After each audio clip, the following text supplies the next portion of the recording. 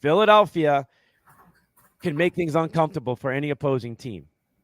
I believe it rattled Atlanta. I really do. And that's why they took them out. But I think they're better. The only thing I question is the Philadelphia Phillies starting rotation has some nice arms, but why are they so much different than the Arizona Diamondbacks? Let's bring in now verbally, Jack.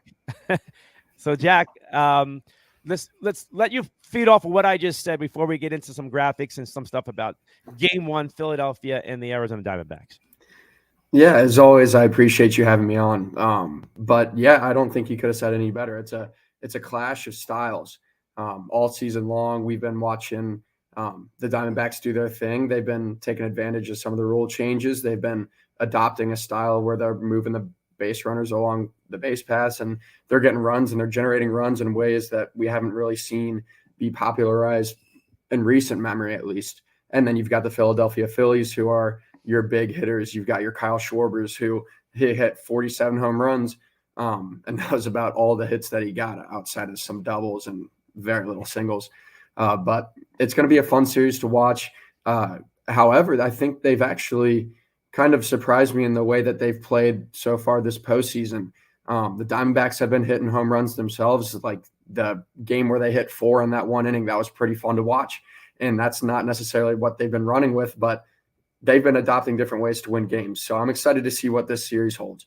All right. It's a popping first thing that we want to talk about. Let's talk about the Phillies first. Okay. They're good. I'll read it to you, everybody out there.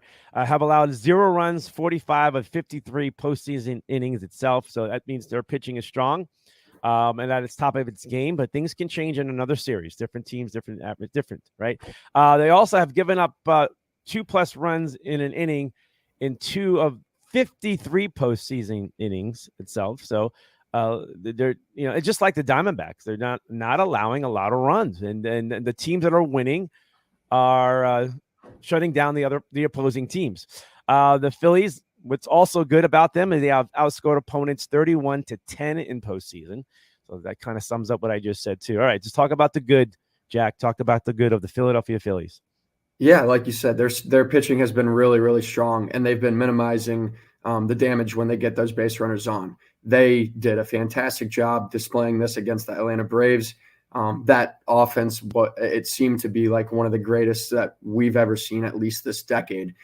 You saw how many home runs they hit. I mean, if you just looked at their roster from head to toe in that lineup and you looked at their slash lines, it was quite interesting, honestly. I don't think I've ever seen anything like it, and they just came in and they shut it down. So that's one thing that they hope to continue doing in this upcoming series is, allowing no base runners at all, because especially against this Diamondbacks team who has been really, really good at generating those runs, they're going to need to continue doing that. And actually, when we were looking at that graphic before, last or 2 weeks ago, when we were looking at how the Dodgers were giving up those base runners, the Phillies, at least when it came to the regular season this year, had been one of those teams where their defense wasn't great. We know how their roster is built. That's not the thing that they prioritize. So they do allow those base runners to advance. However, I guess their pitching has just been so good that it hasn't really mattered so far. But we will see, like you said, things can change.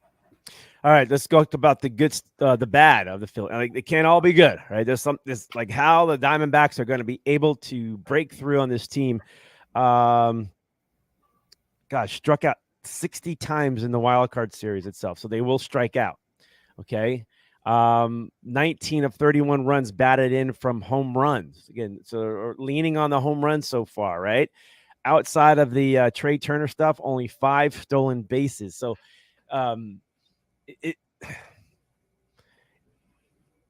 this sounds like the Dodgers in a way, long ball, striking out a lot.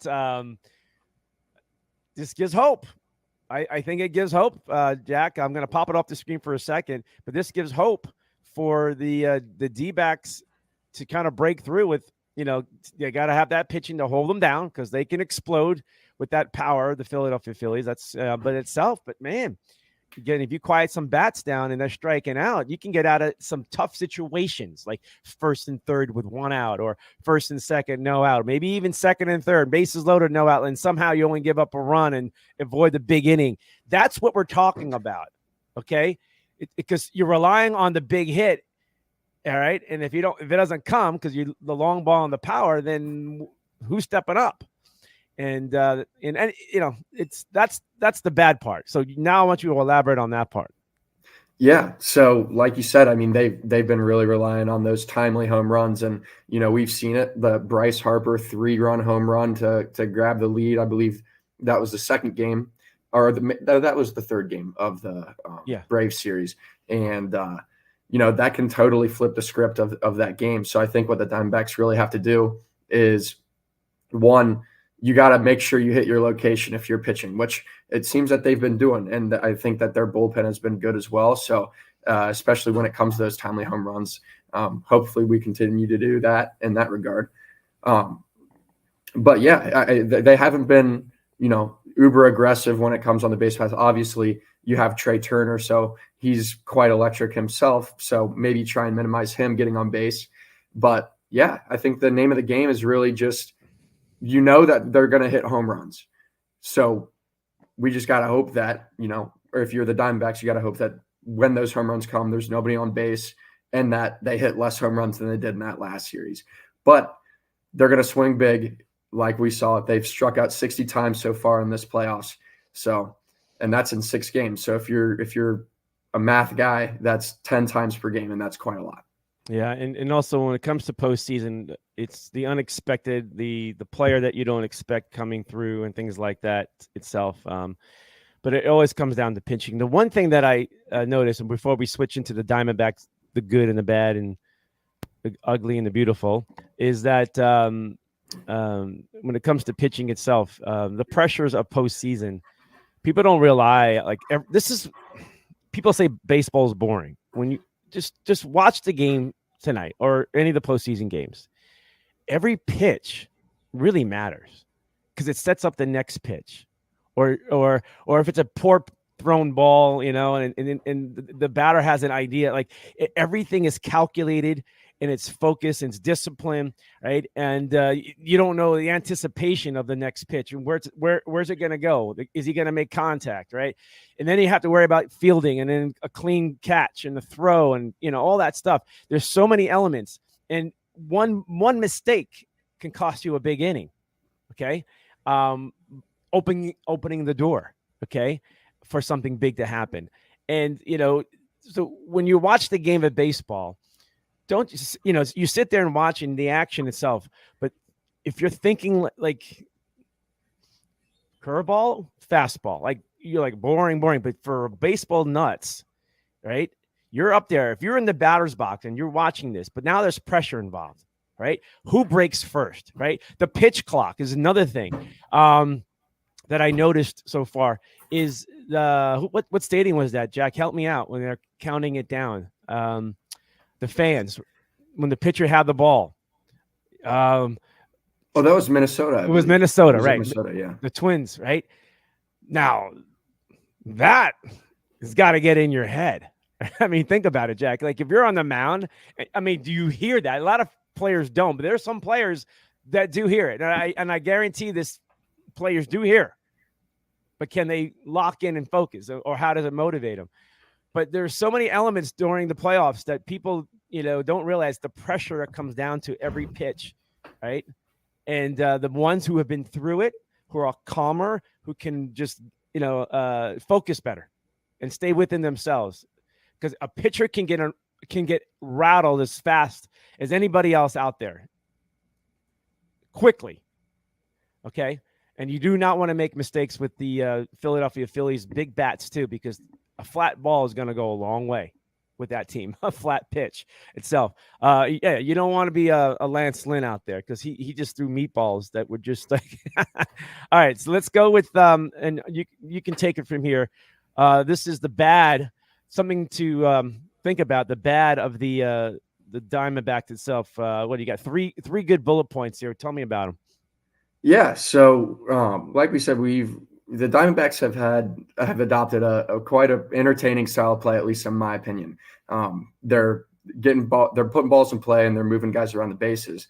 However, they've kind of been, a little all over the place when it comes to their offensive production. They've been winning games and they've been doing so in just some different ways. So I found it interesting that they've only scored in 12 of 44 innings. So I think a good example of that is they put up, 11 runs against the Dodgers, but 9 of those came in the first 2 innings in that game. And then they also had that inning where they just took Lance Lynn to town and they put 4 home runs in the stands.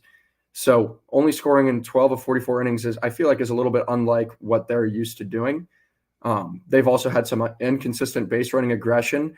I believe they have 7 stolen bases. I think they had 7 stolen bases in the Dodgers series, and 4 of those came from one game. And they've been a little over-reliant on the home runs. So that's not a terrible thing. Like we said, that's a winning formula, at least from what we've seen. But like I said, it's just not like we're used to seeing with this Diamondbacks team. But, maybe they're just getting pop at the right time and it's going to work out. But I think if they want to win this series, I think they're going to have to revert a little bit to what they've been doing over the course of the year, which has been generating runs in all sorts of types of ways. Yeah, it's postseason brings out many different,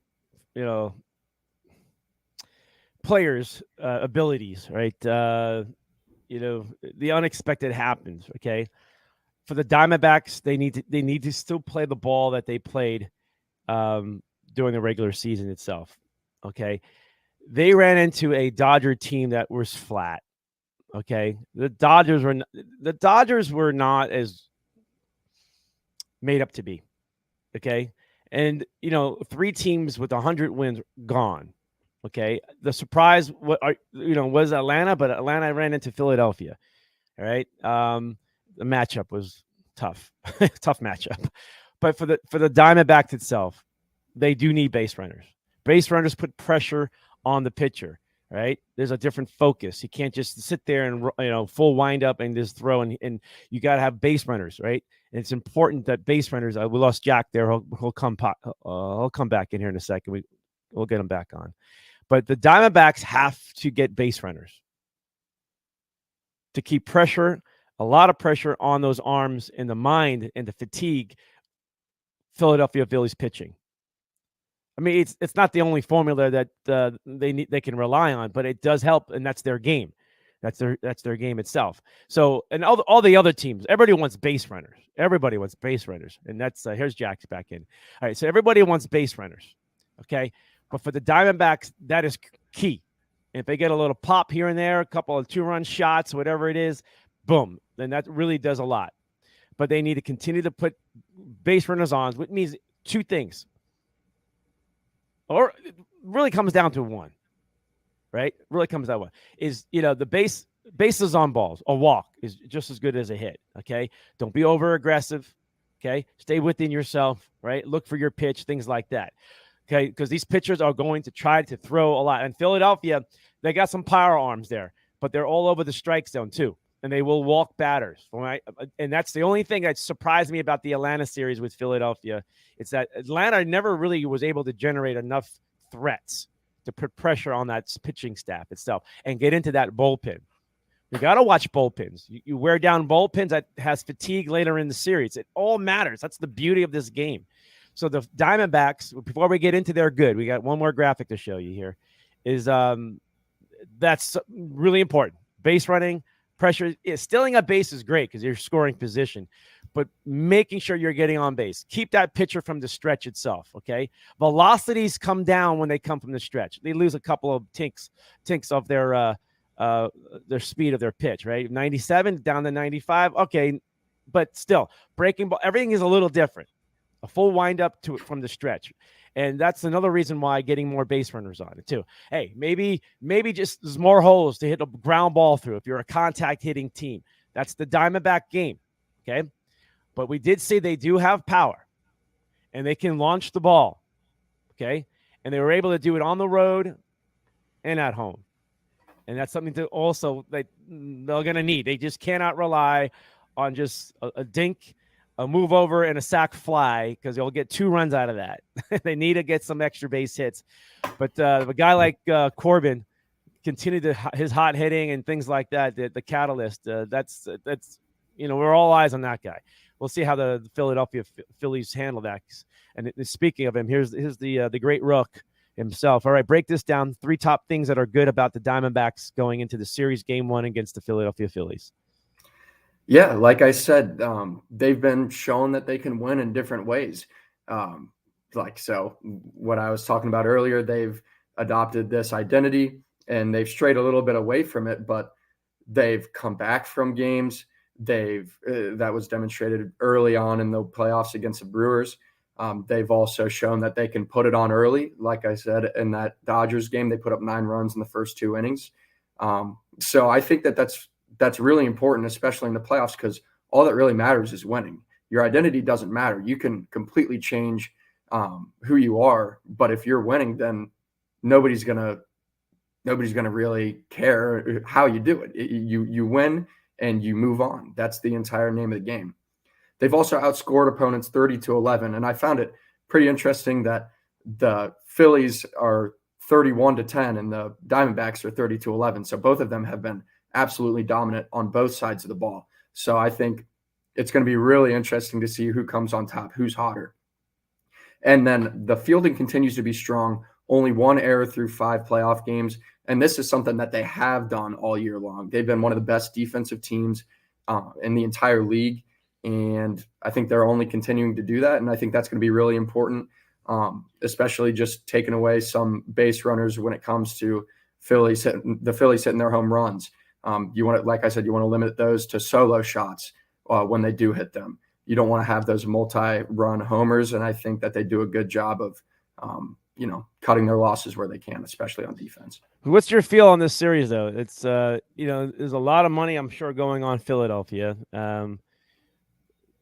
It's we saw Minnesota have a great wild card series, and they were pumped up. Right. And they went into Houston and they battled, but they just didn't have enough and they couldn't keep the ball in the park. And Houston just launched the ball and got themselves through. Okay. So here comes 2 teams playing almost identical baseball. And like everything seems to be lining up almost, there's a couple of things there about fielding that you mentioned.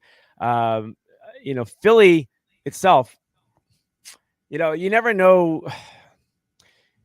You never know if I'm not so convinced on Philly's defense completely itself. Okay. I don't think it's been tested as much as the Diamondbacks have been. Diamondbacks were in some crucial spots. Dodgers made some runs at them, a couple of innings late, and their pitching got them through but even their fielding itself. Okay. Got the great ground ball. I mean, you got to cleanly field that ground ball and turn it and things like that.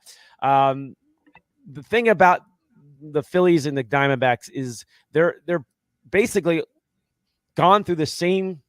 They took out 2 big teams with 100 wins, right? They handled it fairly easy in their wild card series, right? I mean, nothing's easy, but it came out that way, right?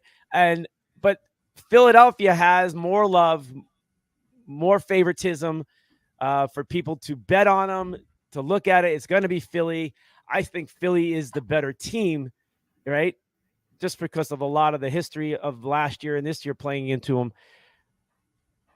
But the Diamondbacks are that hot team that you cannot. 84 wins and 4 wins away from a World Series.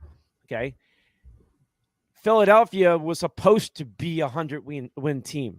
Just remember this. They were supposed to be. They had just a horrible start. A lot of things went, and they got hot, and they got back to their roots, what they were a year ago, and they're on track.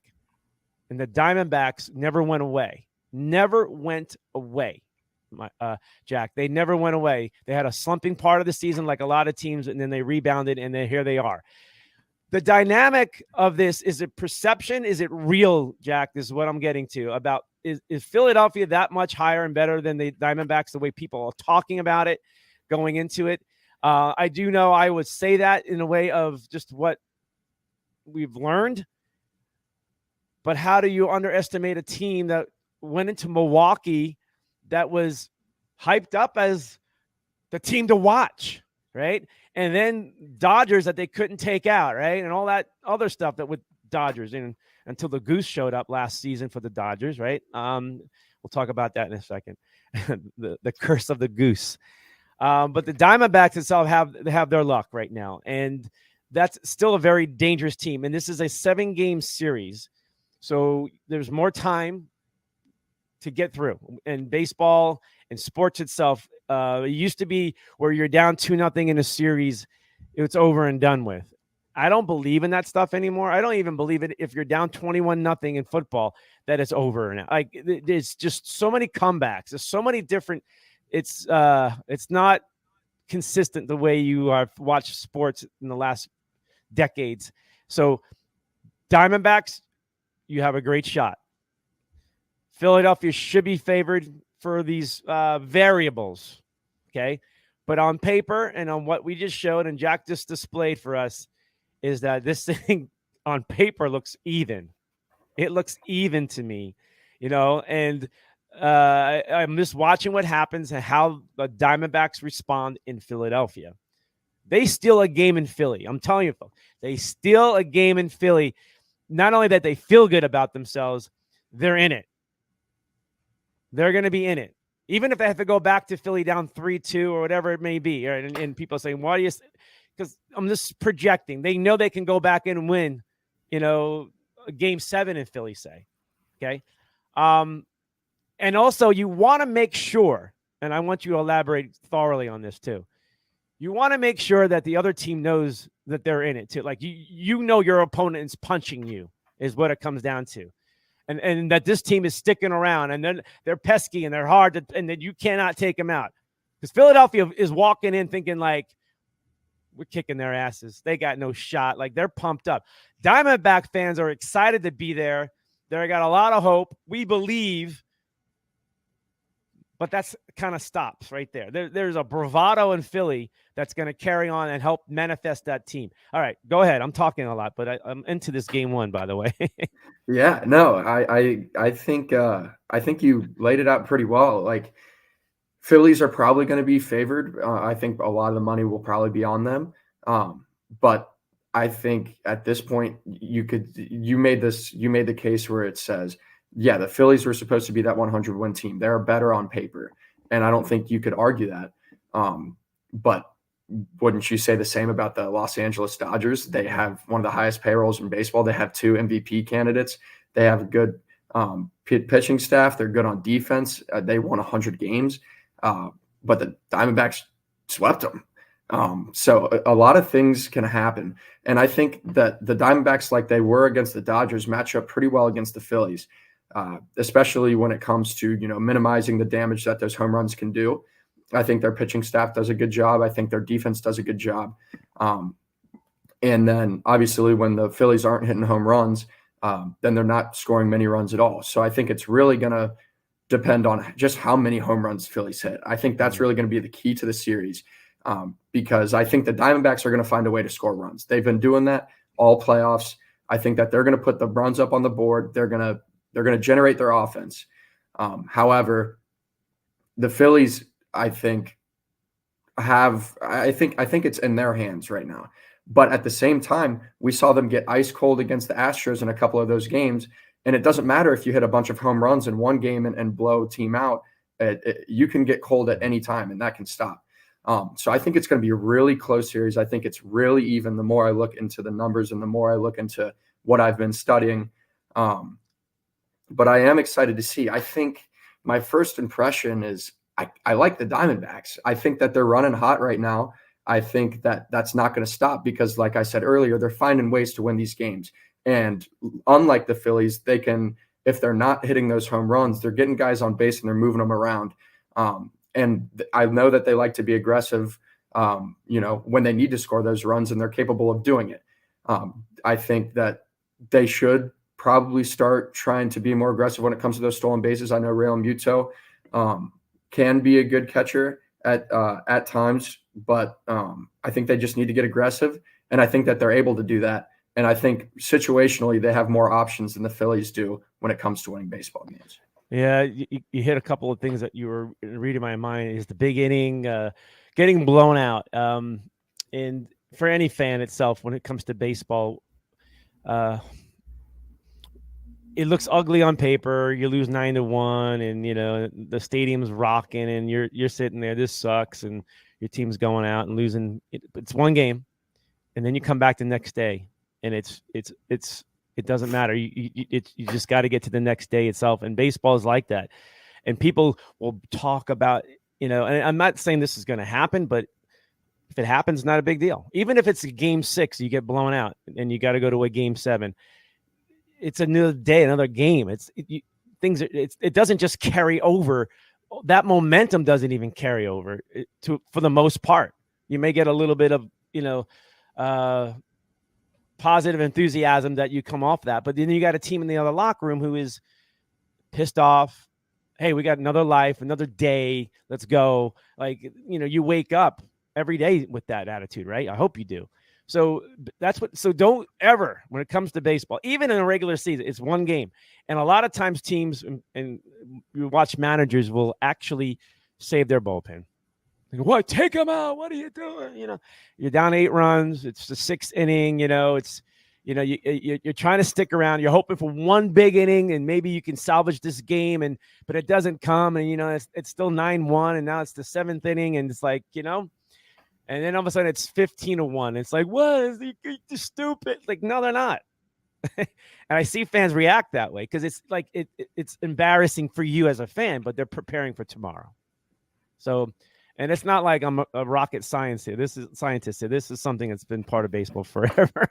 But it just trying to elaborate on situations when you said getting blown out and then you're bouncing back itself. And small ball can do that, and good pitching, the old Baltimore Oriole way back in the 70s was, the Earl Weaver way was, a dink, a walk, and a 3-run blast. And it's like, how did that happen? You're down 3-0. And it's, and that's what Philadelphia relies on, right? But if you can generate more base runners, put a lot of pressure, I think Philly will realize that this Diamondback team is way much better than 84 wins itself. Okay. And I think Philly fans should wake up today going, we thought we were going to destroy the Jets yesterday, and we wake up 5-1. So we cannot take anything for granted. Nothing is taken for granted itself. All right. So that should also be a wake up call to Philly itself, because I know they are overconfident. I am convinced Philly is overconfident about the Diamondbacks. I just got, that's something I feel, but about and what I've been watching. Okay. And I also believe Diamondbacks in Arizona doesn't really get a lot of love, but they will get love, Jack. They win tonight, and it's like the series is 2-2. It's going to be awesome. And they're going to get a lot of love.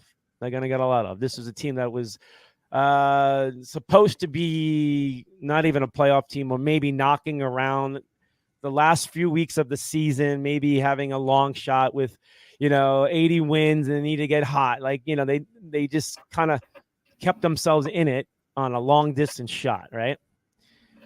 But the moment we saw this team show up in 2023 and had a hot start, and you realize after 50 games, this team was not going away, and they made some changes at the trade deadline, and they got better players to help their team out also. And it took them to the next step to where they are today. Okay. Comparing that to Philly, who was expected to win 100 games, was one of the favorites to get far into the postseason itself. And they did that. Philly took care of business, but it didn't look good. Okay. All right, Jack, we're going to roll into something else here. Okay. Let's see here. Let's start with this one. Okay. I want you to look at this. Okay, we got a series in Houston and Dallas, Texas, the Texas Rangers, right? Where two old managers with a lot of wins, right? And this is kind of like Joe Torre. They have him in a Dodger uniform itself, but this is in a postseason series with 200 career wins at the time. Okay, I got my chyrons on itself, but Joe Torre has more wins than that. Okay, but this is the NLDS, right?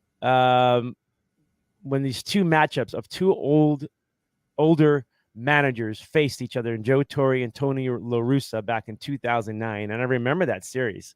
I went to that series. Now we have another one of two older, legitimate managers, great managers, very unique. It's almost like what manager is going to outdo the other manager, or could they do it? And last night, with Texas winning 2-0, they really kept that Astros bats down. Jordan Montgomery was fantastic, and I think Yankee fans are screaming at Cashman, their general manager, for trading somebody like that. Mm-hmm. I mean, you look at things like this, but Texas has Jordan Montgomery, who started game 1 last night and shut out the Astros. And now looking back on this, Jack, when you saw this series beforehand and now what happened last night, does anything change your mind about game 2, 3, and the rest of the way between Texas and Houston in the ALCS? Yeah, I really think that this one's going to be a lot of pitching. We know both of these offenses can score a lot of runs. I think it's going to be really just on who can minimize the most damage, right? And I think that was seen last night.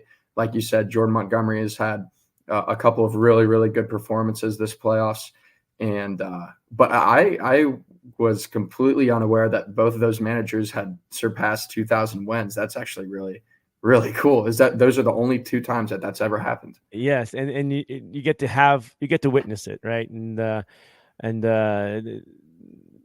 it's special. They're old. Yes, they've been around the game forever. They've managed World Series. They all won World Series. All these managers, yeah, like that you saw on the screen. I mean, look at it. Let's pop it on one more time. So obviously Joe Torre won World Series with the Yankees itself. Okay, that was a given. La Russa did that with the A's. I don't know if he did one with the Cardinals. Did he win one? I don't even know, but I know he won one with the Oakland A's itself. Dusty Baker won his World Series as a manager last year. Mm-hmm. He's been there before, but it didn't come through until last year. And then you got Bruce. He was there with the Padres, got him to a '98 World Series, and then showed up with the Giants and won 3. And these are all winners. These are all winning managers itself. Dusty Baker played the outfield for the Dodgers for the most part when he played his career there. Bruce Bochy played catcher in his career itself. Looking over at Joe Torre. Joe Torre was a catcher, third baseman when he played. And then Tony La Russa itself.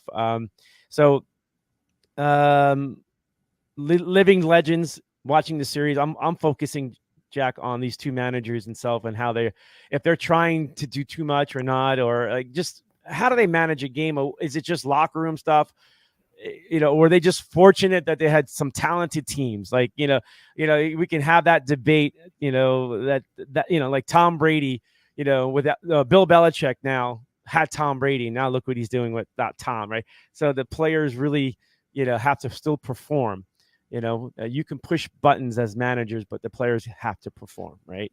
So, all right. I'm going to pop this on the screen. Let's do the managers comparison. Okay, here it is. The years apart, they're 6 years, right? There's the wins, right? Postseason wins. There's the personal, the pennants that they've been in the World Series. Dusty Baker has, Dusty won one as a player. Okay, I know it's. Let me get that off the screen real quick for you guys. Let me see here. Where is she? Yeah, that's it. That's why I'm going to get this off the screen. All right. So World Series titles itself. Oh, okay. Dusty won one as a player with the Dodgers in '81. Okay, but as a manager, he got his last year's itself. So people don't get confused.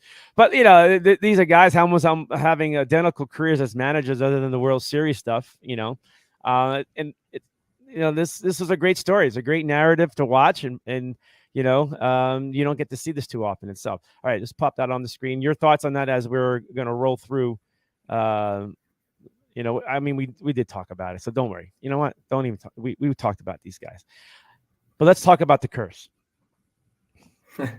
Okay, the Dodger curse seems to be real. The word is manifestation, and folks, let me tell you the story. Okay, if you don't recall. Last year, the Dodgers were they were in the playoffs, playing the Padres. They owned the Padres. They won game 1. Then the Goose showed up in game 2, Dodger Stadium, lands right in the outfield. That's the actual shot of it, and it just sat there, and they waited and waited. And since then, the Dodgers have yet to win a playoff game. They're 0-6. They lost 3 straight from that point to the Padres, and they lost 3 straight to the Diamondbacks. When we talk about manifestation, when you bring in something bad or something like it's just a bird, and but once it hooks, like did the bird show up and something evil came down Dodger Stadium and they said, screw this. Here's the curse of, we're going to throw a goose, but you can create the curse through the energy of manifestation. And now that this is out and people have talked about this, the 0-6 now, they haven't won a game. Now the Dodger fans are looking at that and they're like, we got to break this. We don't want this. Like, you are creating the manifestation, the media. This is where it starts to go up, right? Now somebody said, oh, we're just going to go and go cook a big goose and eat it, and we're going to take it out, right? We're going to have a sacrifice. Good luck with that in California with their activists with animals and things like that. But manifestation, folks. Fans can create the energy too. If they are believers in you and they can launch and create the energy on that field for you and throughout the year and whatever it is, if they have that much strength, they have no doubt that positivity can carry. But when you bring in something and there's doubt and there's that curse or that word or that goose thing hanging over you, and then it's like, but it takes something from you. That is big. When you go to a football game, the energy of a home field advantage, loud, the love that you get as a player and you feeling that rises you up. The energy, it's so powerful and it's real. It's real. Dodger Stadium was dead.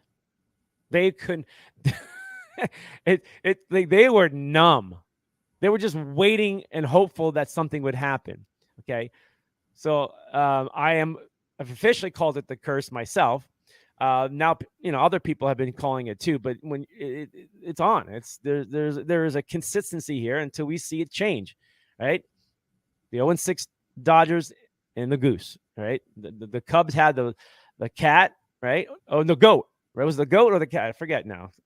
That was the black cat that ran onto the field too. The Mets and the Cubs back in '69 with the Miracle Mets. I remember that. This is real. And I believe in it, but the only way you break it is with positive energy and faith, and it takes a lot more to break it itself. All right, unless you cheat, and there are teams that have done that too. All right, all right. So you believe in curses? Like, do you have curses, or you believe like the teams that you root for, like we're cursed, man? Who did what, right? Like I think you're a Bengal Oh fan. yeah. So like when they that's wear what I was white, about to refer to. are they white jerseys like cursing? Because like no, there is a white Bengal, right? So that's why they wear them. But like, is there something weird like that in Cincinnati that is like their thing? Well, for the longest time, as a Bengals fan, obviously we had quite the drought ourselves until our recent success. I certainly believe that there's some karma. When you have, especially in our case, our owner Mike Brown, who has historically been really cheap up until recently, and he doesn't make the moves that as a fan you'd want to see him make, like an indoor practice facility or new stadium additions or better marketing as a team, even just not even like the sport itself, but even the surrounding parts. I think that there's certainly a karma where you get what you put into it, right?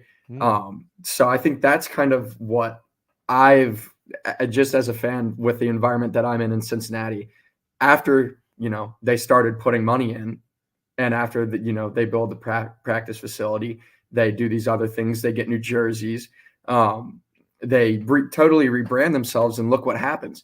And I think that there's certainly something that if you're a player in an organization, you can certainly feel the energy surrounding you. You can certainly look around you, and environment certainly impacts play. I think most definitely. So I'm not sure if you'd call that a curse or more karma, or just exercising your ability to put yourself in the best situation possible, right?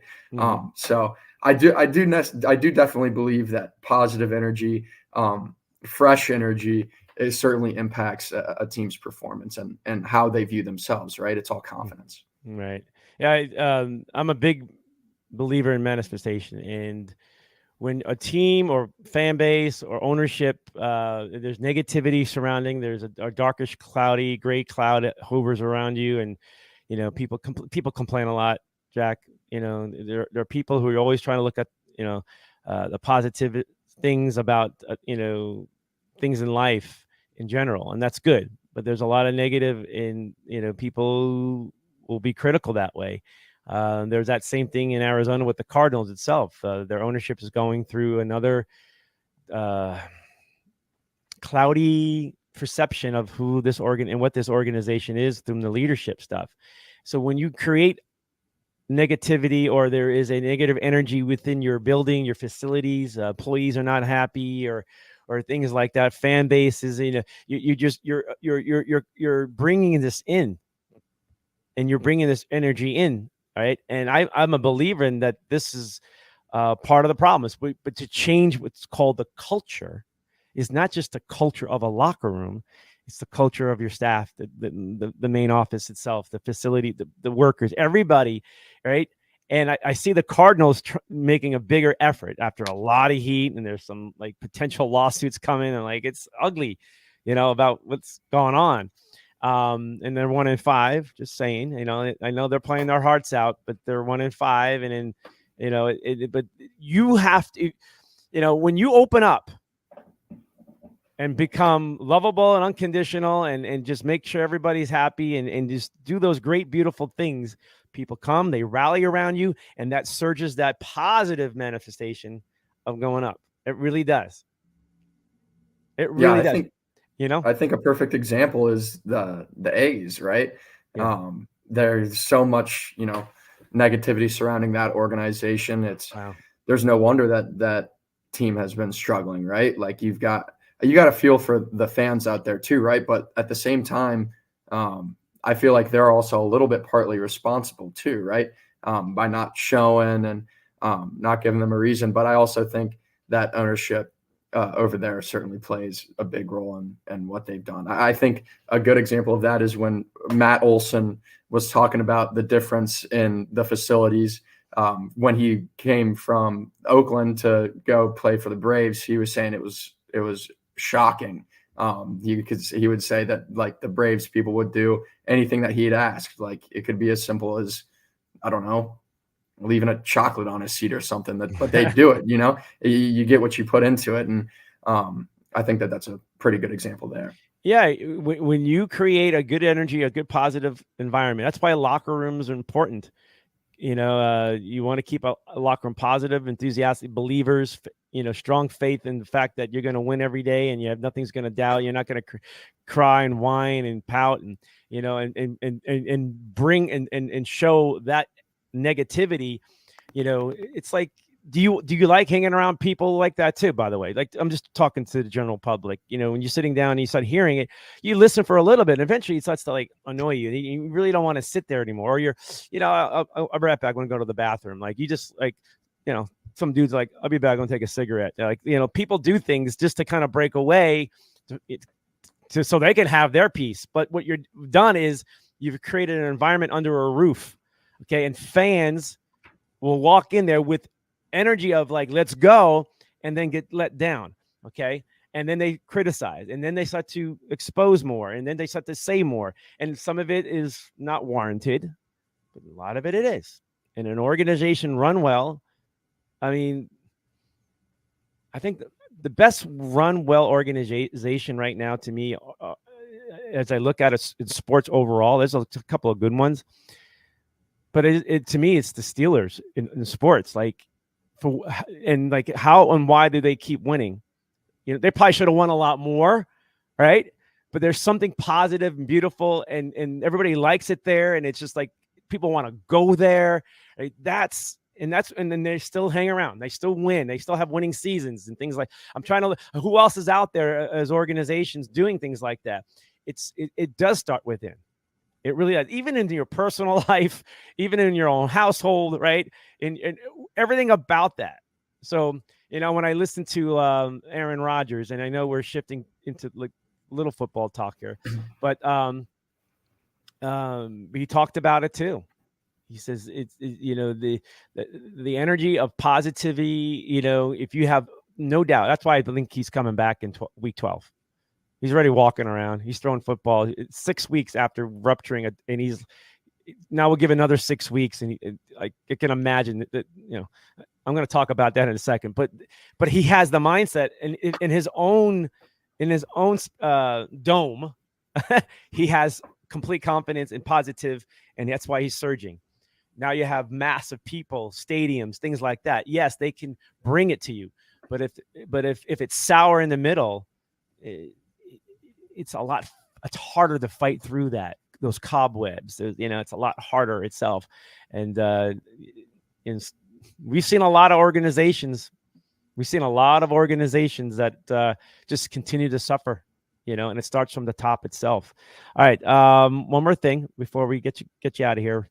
I had you in here almost an hour. We got 2 minutes away from all that, but it's been a baseball hour with Jack Loddick, our baseball insider. I want you to replay this. I'm gonna use this segment. I'm gonna replay that as we preview the playoffs in Game 1 tonight in the series between Philadelphia and the Arizona Diamondbacks. That's Game 1 tonight, 5:07 first pitch out of Philly itself, and looking forward to that.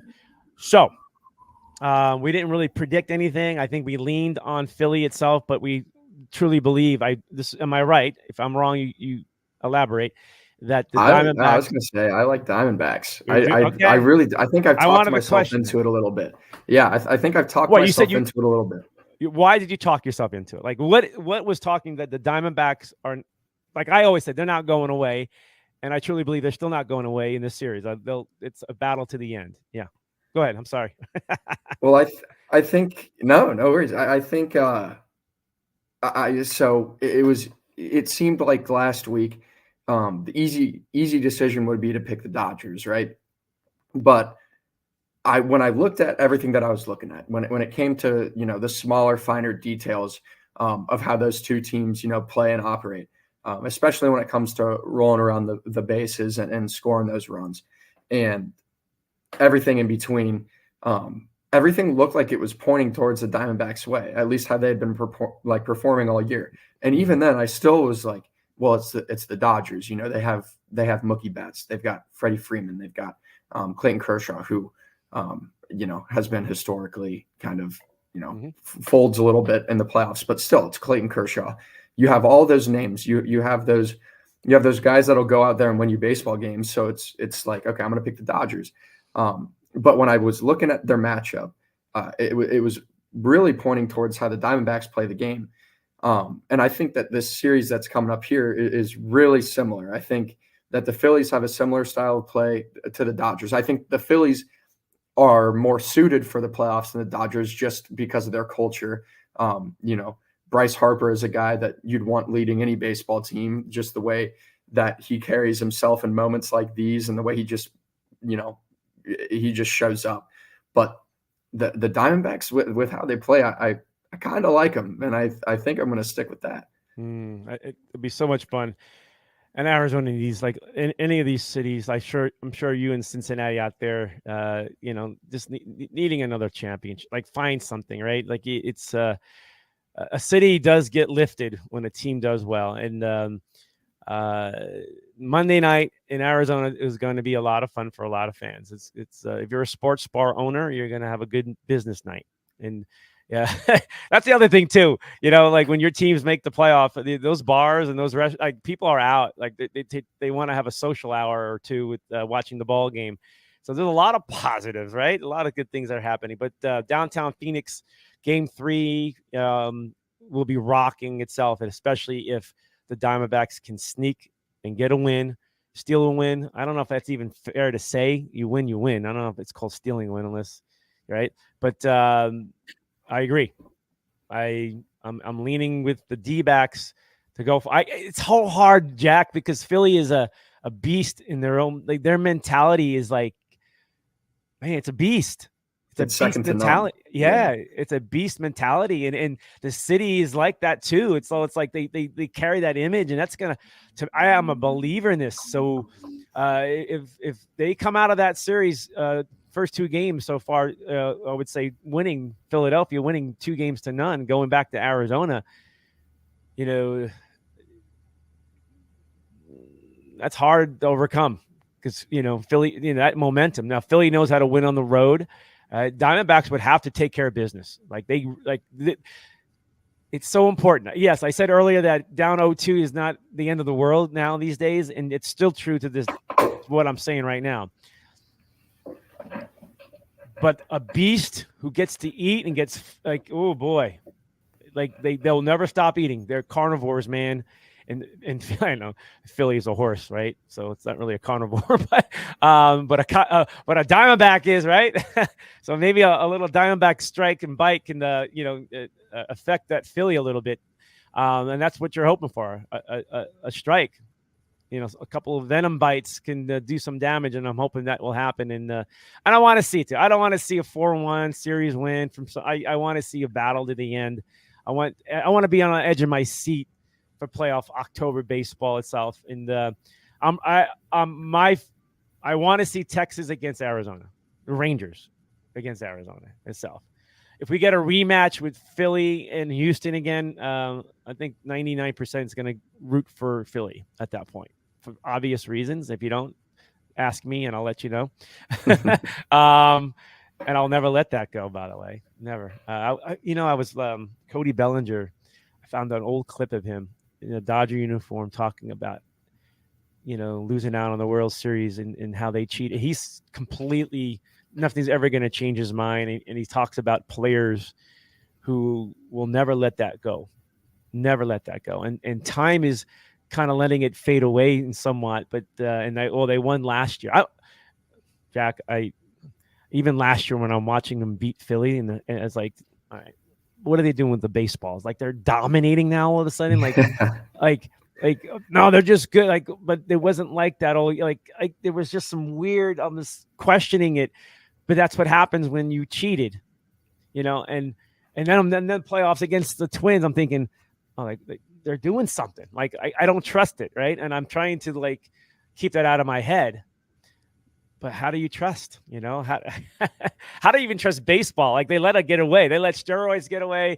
They were letting this get away until everybody got pissed off about it, and they had to do something about it with the Astros cheating. And so, but anyhow, I'm rooting for Rangers and Diamondbacks because both places. Well, Diamondbacks won. Rangers lost their World Series in 2012, 13, something like that. I was at that series. Let me tell you a story since you're here.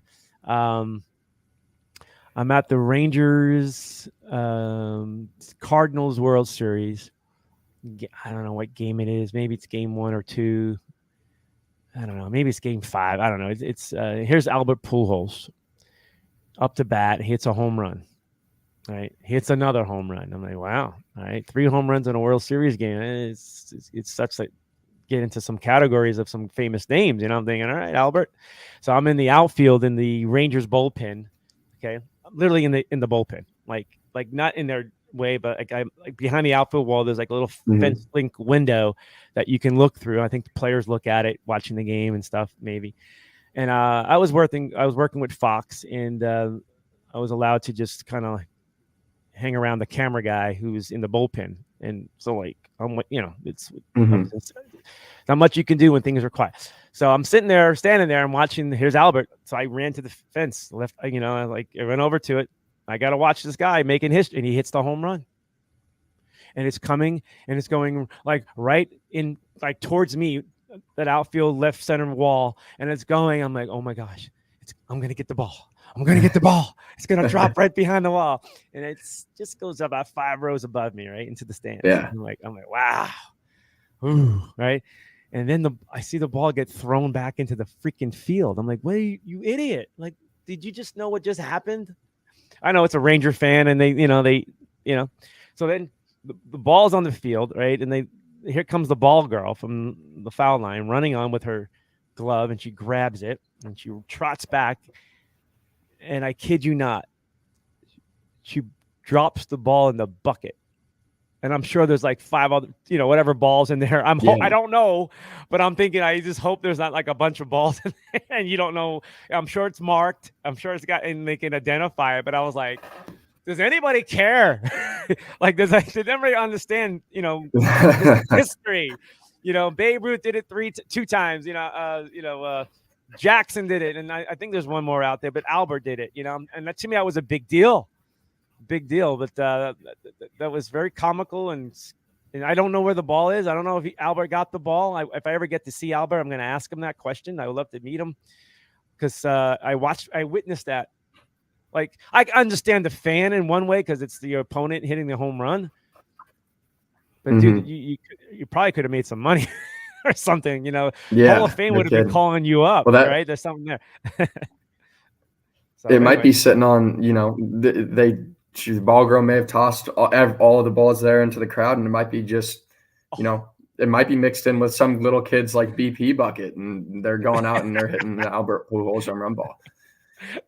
What is it? Sandlot. It's a Sandlot movie, right? The ball is going to get all torn up. Some dog's going to bite on it, and the kid doesn't even know. We'll never know itself. All right, Jack. A good solid hour of you talking baseball. We'll wait through this series of American League and the National League Championship Series, who gets through, and then it'll be the World Series preview with Jack Loddick in about, we'll say, a week itself, and we'll see what happens. Who knows? These series could end quick, and they may go 7. We don't know. But whatever happens, Jack will be back on and previewing the World Series, and we'll go from there itself. And then I'm happy. It's October. Oh, yeah. This is what's great about it. All right, Jack. Appreciate you, man. Thank you so much. Appreciate you having me on. All righty. Jack Loddick, our baseball insider on the show again. He's been right on with a lot of stuff all season long. All season long, he's been right about the baseball numbers. I mean, if you think about it, all the baseball numbers he's been going through, it's projected, correctly, because you got to follow the numbers, right? You got to follow it. And teams try to use numbers to manage games. But to me, numbers will tell you what your team is made up of and how they're built, and what changes you need to make to follow the more productive trend. Okay. And we're watching that with the great example of the Arizona Diamondbacks. They are exactly built the way the new rules of the game, the changes, everything about the game of baseball, all the rule changes benefiting teams or helping teams or pushing teams to be more contact hitting, right? Not launching the ball and looking for the home run, right? And we talked about this from day one of the beginning of the baseball season. Let's watch those teams who've been building their organization, their roster, because they knew this was happening a couple of years, building their roster towards the small ball, contact hitting, speed, stealing bases, playing the game the way it used to be played, the sacrifices, moving guys over, hitting to the opposite way, putting the ball in play, right? All that matters, and it matters now because the Diamondbacks, and right now they're already set the example of way it should be done, the way a baseball should be played, because they've gotten this far. Diamondbacks win the World Series.